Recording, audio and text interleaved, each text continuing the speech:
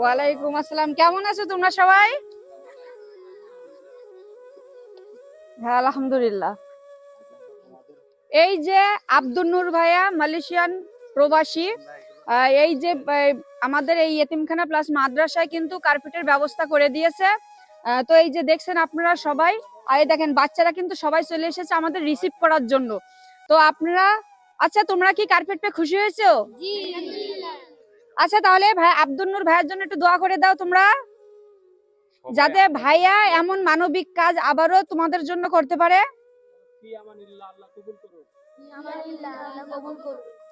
তো আসলে আব্দুল নূর ভাইকে অসংখ্য অসংখ্য ধন্যবাদ এই কার্পেটের এবং এই পড়ার টেবিলের ব্যবস্থা করে দেওয়ার জন্য।